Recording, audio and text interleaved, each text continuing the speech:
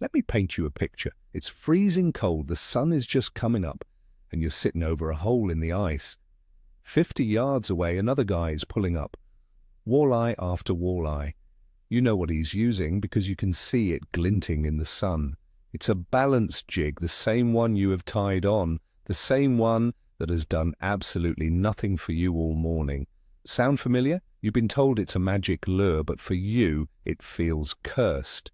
So why does the balance jig work for everyone else except you? I promise you, by the end of this video, you will know the answer. It's not about luck, and it's not the spot. It's a series of small, invisible mistakes almost everyone makes, and we're going to expose every single one of them. Before we start, let me ask you, do you honestly believe the lure itself is the problem? Let me know in the comments. The balance jig is an icon of ice fishing. For decades, it's been presented as the ultimate tool for catching aggressive, suspended predators. Stores have entire walls dedicated to them, with every color and size imaginable. The old-timers swear by them, and the young guns on YouTube make it look effortless. This creates a powerful belief. If you're not catching fish on a balance jig, you must be doing something fundamentally wrong. And so, we fall into a trap. We buy more lures, we try that secret color our buddy told us about, and we keep doing the same lift and drop motion we've seen 100 times. We repeat the same actions year after year because we trust the lure's reputation more than we trust our own instincts. The problem is, the common knowledge surrounding this lure is full of half-truths and outdated advice that completely ignores the physics of how it actually works. First, let's talk about the myth of the magic lure. This is the #1 mental block. You see a certain brand or color working for someone else, and you believe it has special powers. You think if you just find that exact one, your problems will be solved, but that's a lie. A balance jig is a tool, not a magic wand. Its effectiveness comes from its unique swimming and gliding action, an action that you, the angler, are responsible for creating. Imagine handing a master carpenter a cheap hammer. He can still build a house. Now hand a beginner the most expensive hammer in the world. He'll just smash his thumb. The tool doesn't matter nearly as much as the skill of the person using it. So, the first step is to stop blaming the lure and start looking at the system. The system starts with your gear, and that's where most anglers make their first critical error, long before the jig even touches the water. Now let's move on to your rod. You probably think you need a super sensitive, high modulus graphite rod to feel the bite. That's what the marketing tells you. For a balance jig, that's wrong. The most important quality in a balance jig rod is not sensitivity to feel a bite, but the right action to work the lure. You need a rod with a fast or extra fast tip, but a strong backbone. Why? Because the action of the jig is created by a sharp upward snap of the rod tip. A soft, noodle-like rod will absorb all the energy you put into it. You'll lift the rod a foot, but the lure will only move a few inches. It will feel sluggish and dead. You need a stiff-tipped rod that instantly transfers that snapping motion down the line, making the jig dart out aggressively. Think of it like cracking a whip. Yeah, you can't do that with a wet noodle. Your rod is likely too soft, and it's killing the lure's action before it even begins. Let's talk about your line, which is probably acting like a giant parachute. Many ice fishermen, especially those targeting bigger fish like walleye or lake trout, stick with heavy 6 or 8 pound test monofilament out of habit. It's what they've always used. But for a balance jig, this is a disaster.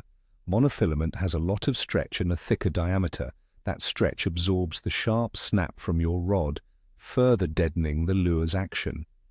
The thicker diameter creates significant water resistance. When your jig is supposed to be gliding and circling on the fall, that thick line is creating drag, slowing it down and shortening its glide path. You're essentially putting a leash on a bird and wondering why it can't fly. Switching to a thin diameter fluorocarbon or braided line with a fluorocarbon leader will change the game. It will give you a direct connection, zero stretch and minimal drag, finally unlocking the lure's true potential to glide. So let's get into the snap itself, the single most important part of the presentation. And most people do it completely wrong. The common method is a slow, long lift to the rod, maybe 1 or 2 feet, followed by a drop. This is not the right way. That long, slow lift just drags the lure upwards in the water column. A true, effective snap is a short, sharp, and aggressive upward flick of the wrist. We are talking 6 to 12 inches max. It should be a violent, crisp motion. Think of it like trying to flick a bug off your rod tip. This explosive movement is what causes the jig to shoot out horizontally and begin its signature circling glide. If you are just lifting and dropping your lure, you are essentially fishing it like a vertical spoon. And if you wanted to do that, you should have tied on a spoon. The snap is what makes a balanced jig a balanced jig. After the snap comes the pause, but the pause is not really a pause. This is a crucial concept. Most anglers snap the jig up, then immediately drop the rod tip, creating a slack line while the lure falls. They wait a few seconds and then repeat. This is a huge mistake. The pause is actually the moment of truth. This is when the lure is gliding, circling, and triggering fish. It's also when 90% of your bites will occur. You should follow the lure down with your rod tip, keeping a semi-taut line. Not tight enough to impede the glide, but not so slack that you can't feel anything. You need to feel for that subtle tick or the sudden weightlessness that signals a fish has inhaled it on the fall. If you have a big loop of slack line, a fish can grab your lure and spit it out before you ever know it was there. The pause isn't for waiting, it's for listening with your hands. What about color? We obsess over it. We have boxes full of fire tiger, gold, perch, and glow patterns, and we're thinking about it all wrong. On a bright, sunny day in clear water, a realistic perch pattern makes sense, but under 20 inches of ice with a layer of snow on top, it's dark down there. Fish aren't admiring the detailed paint job. They are reacting to 2 things, profile and contrast. Does the lure stand out against the background? In low-light conditions, a solid black or a dark purple lure can be more visible than a flashy, multicolored one because it creates a stronger silhouette. A glow lure isn't just for attracting fish from a distance. Its most important job is giving the fish a precise target to hit in near darkness. Instead of asking, what color do they want? Start asking, what color can they see best right now? You must understand and respect the glide. This is what separates a balanced jig from almost every other ice fishing lure. It's designed to work horizontally, not vertically. When you snap it, it should dart out to the side, then slowly circle and glide back to the center. The size of this glide path is critical. In a typical 10-foot deep scenario, a good snap with the right lure can send it gliding 3 to 4 feet away from the hole. This means you are covering a much larger area of water than just the 6-inch circle directly below you. You're drawing fish in from the sides, but if your line is too thick, your snap is too weak, or your lure is fouled, that glide path shrinks to mere inches. You've effectively turned your wide-ranging search bait into a simple up-and-down jig. You have to visualize that glide and do everything you can to maximize it. Let's discuss size. The old wisdom says, use big lures for big fish and small lures for small fish. This is an oversimplification that costs you fish. Sometimes big walleye are lethargic and will only respond to a small finesse presentation. Other times aggressive perch will slam a huge jig that they have no chance of actually eating, but they strike it out of pure territorial aggression. Size is more about the action and the depth.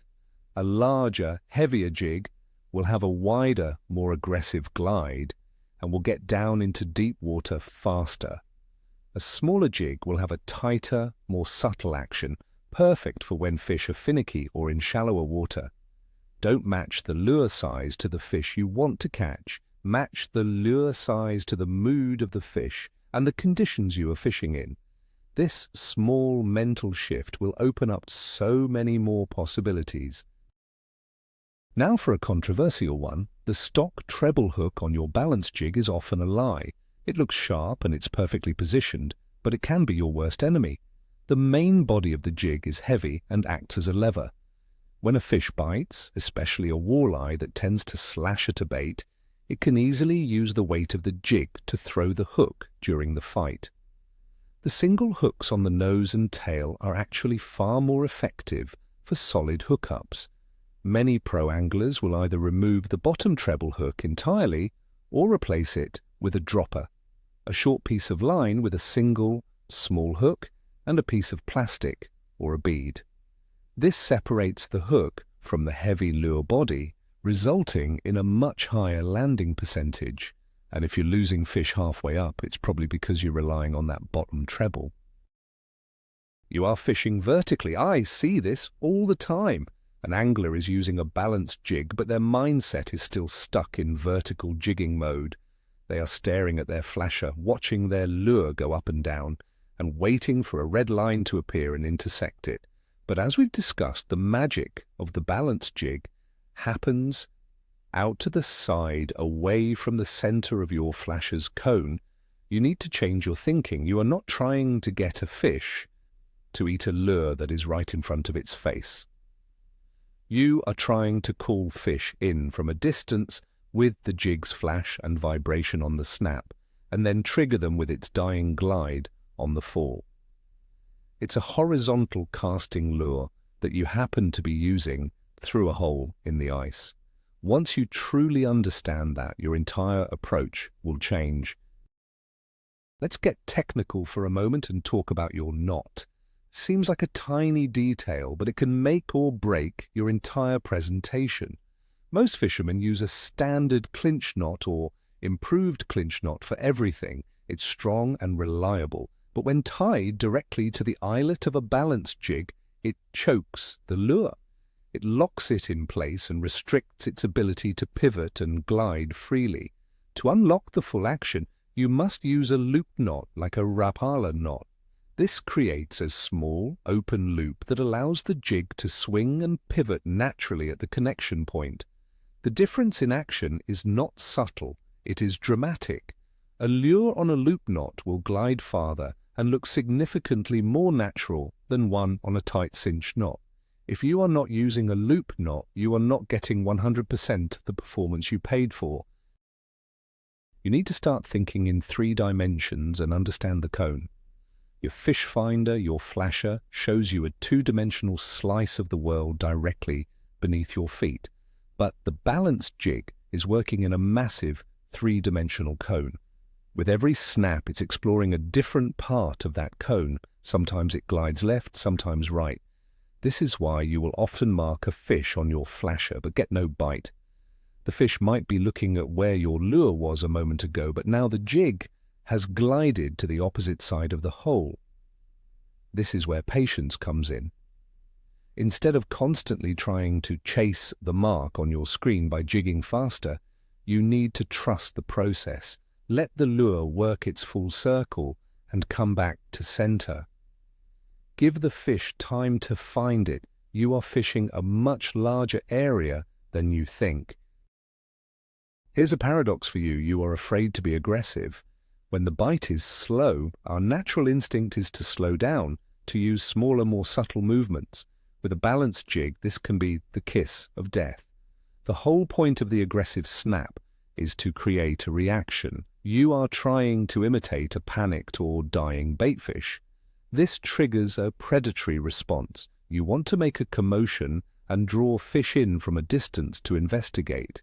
If you are just gently lifting the lure, it looks unnatural and has no drawing power. You have to be willing to rip that jig with force to make it flash and dart erratically. This is what separates the lure from the dozens of other dead or dying baitfish in the area. Don't be timid. Make your lure look like it's fighting for its life. And now for the other side of that paradox, you are also afraid to be subtle. After you've done your aggressive snaps to call fish in, and you see one on your flasher, the game changes. Now is not the time for more violent rips. The fish is interested, but it's inspecting the lure. This is when you switch to tiny, subtle movements. I'm talking about just wiggling the rod tip, making the jig quiver and shake in place, barely moving it. You're trying to imitate the last nervous twitches of a dying minnow. This subtle teasing is often what it takes to convert a looker into a biter. The mistake is using only one cadence. A great balanced jig angler is a master of both worlds, extreme aggression to attract and extreme subtlety to trigger. You are probably only doing one of the two. You are not reading the lure. This is an advanced skill, but it's critical. With the right rod and line, you can actually feel what the balanced jig is doing down there. After you snap it, as it glides and circles back to center on a semi-taut line, you should be able to feel a slight tension or a subtle turning feeling through your rod as it completes its path and settles. It's a very faint sensation, but it's there. Knowing when the lure has stopped gliding and is hanging vertically again is the signal that it's time for the next snap. Many anglers are out of sync. They snap again while the lure is still gliding, which ruins the action and looks completely unnatural. You have to develop a rhythm that is in tune with the lure's natural glide cycle. Pay attention to those subtle feelings in the line. They are telling you a story. Let's talk about the bottom. So many anglers are obsessed with fishing for suspended fish with balance jigs. They drop the lure down, reel up a few feet, and stay there all day. They are ignoring the most crucial strike zone for bottom-hugging predators like walleye, the first foot of water off the lake bed. A killer technique is to let your jig hit the bottom, creating a puff of sand or silt. Then snap it up a foot or two. As it glides and settles back down, it will often come to rest right on the bottom again. That puff of silt acts as a powerful visual attractant, and fish will often slam the lure the moment it comes to a stop. If you're not periodically making contact with the bottom, you're missing out on a huge percentage of the fish in your area. Don't be afraid to get dirty. You are chasing marks on your flasher. This is a classic mistake. You see a red line appear on the screen and you immediately start jigging frantically trying to get its attention. You're acting like a predator and that can spook a wary fish. A better approach is to do the opposite. When a fish appears, do nothing. Let the lure hang perfectly still for a few seconds. This shows confidence. It makes the lure look like an easy, unaware meal. If the fish doesn't commit, then give it one of those subtle quivers we talked about. If that doesn't work, then try one sharp snap to try and trigger a reaction bite. The point is to have a strategy. Don't just panic and start jigging wildly. Let the fish make the first move. Your job is to convince it, not to chase it down. You're playing a game of chicken and you have to win. You haven't modified your lure. You take it out of the package, tie it on, and expect it to work perfectly, but sometimes a small modification can make all the difference. We already talked about removing the treble hook and adding a dropper chain, but you can also change the hooks themselves. Swapping the front and rear single hooks for a slightly larger or wider gap model can increase your hookup ratio. You can add a tiny sliver of minnow meat or a wax worm to the treble hook to add scent. You can even use a permanent marker to add a black dot or a red gill plate to your lure to give it a more customized look. The best anglers are always tinkering, always experimenting. They don't just use their lures, they optimize them. Your factory stock lure is just a starting point. You're fishing in a crowd. Balanced jigs are loud. The aggressive ripping motion creates a lot of vibration and flash. This is great for calling fish in. But in a heavily pressured area where dozens of other anglers are doing the same thing, it can have the opposite effect. The fish become conditioned to it. They hear that snap and glide sound all day long, and they learn to associate it with danger. This is when the balanced jig bite completely dies. In these situations, you need to switch to a more subtle presentation, like a small spoon or a tungsten jig with plastic. The lesson here is that there is no single lure that works all the time. The balanced jig is a fantastic tool, but it's not the only tool. Knowing when not to use it is just as important as knowing how to use it. Finally, we have to talk about the mental game. This might be the most important point of all. You've had a few bad days with the balanced jig. You've already decided deep down that it doesn't work for you. So when you tie it on, you're not fishing with confidence. You're just going through the motions, waiting for it to fail. You fish it for 10 minutes, get no bites, and immediately switch to your old faithful lure. You're not giving it a real chance. You're not paying close attention to your cadence or feeling for the glide because you don't believe it will work anyway. This becomes a self-fulfilling prophecy. You have to approach it with a positive, analytical mindset. Believe in the process. Trust that if you correct these small errors, the lure will do its job.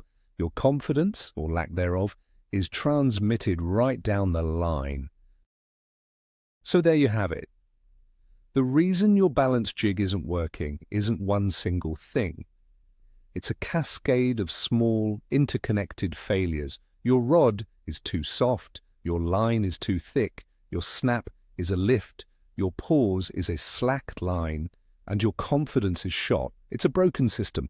And here's the real plot twist in all of this. The lure was never the problem. You can take the cheapest, most beat-up balanced jig you own, but if you mount it on the right rod and line, tie it with a loop knot and work it with the right aggressive snap and controlled fall, it will outfish the most expensive brand new lure being used with a flawed system. This knowledge should be empowering. It means you have complete control over your success. You don't need to buy a new magic lure. You need to build a better system. Thank you for watching. If this video helped you see the light, do me a favor and hit that like button and subscribe for more content that breaks down the why of fishing. Now I want to hear from you. Which one of these 20 mistakes was your biggest aha moment? Let me know in the comments below. See you on the ice. On